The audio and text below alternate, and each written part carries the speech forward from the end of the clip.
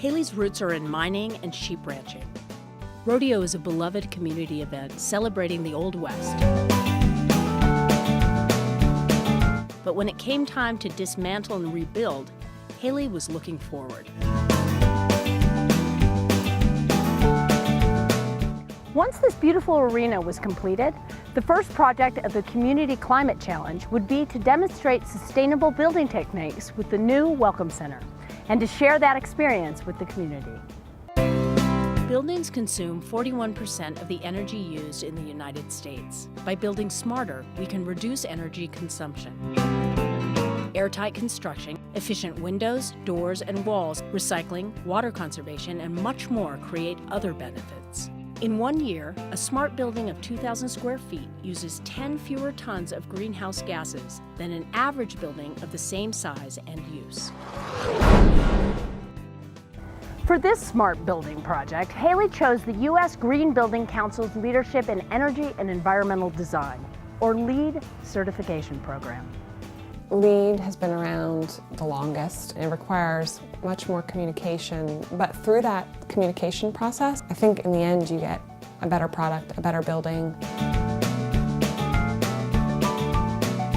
Actually look at the credits and the categories and see how they relate to the goals we've set for the project. What about solid waste? How much of a priority is water use? 20-25% I think is a good target. Once you have your scorecard and your checklist, then you're going to move through the documentation process. All of that's done online through LEED Online. Figure out, what points we could pursue, what points we couldn't. We were all coming up with ideas. We were all helping each other along the way.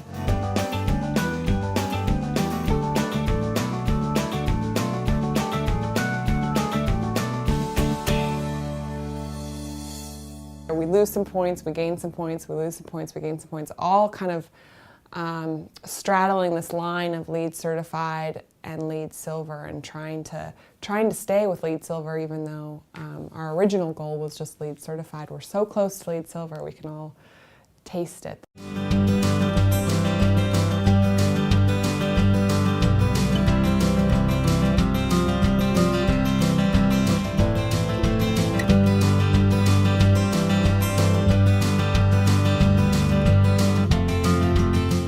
It feels good to being responsible about what you're building, as opposed to just hauling everything to Ohio Go. With the reduction in waste and certainly the reduction in fuels, and particularly fossil fuels used to heat buildings, that it will have a huge impact the more projects come online that are responsible in this manner.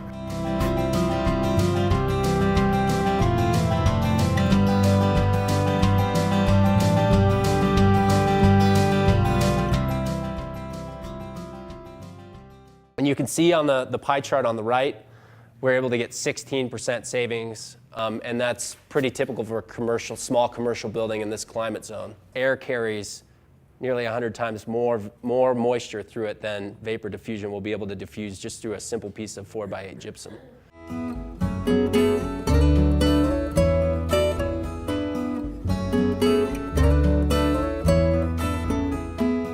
Classic commissioning is functional testing of the systems. And it's nice to have a third-party person involved, kind of making sure that the foxes aren't guarding the hen house on their own design.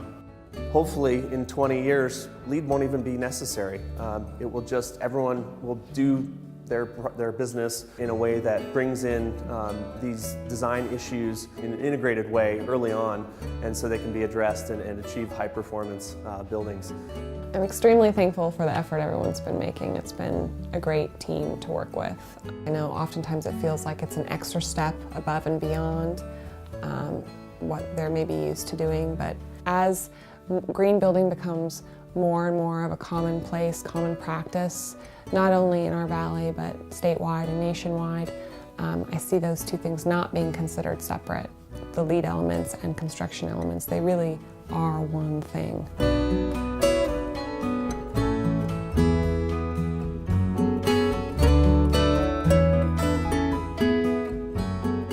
Shortly after this experience, the city adopted a green building code that requires sustainable design and construction practices, which will reduce greenhouse gas emissions in the future.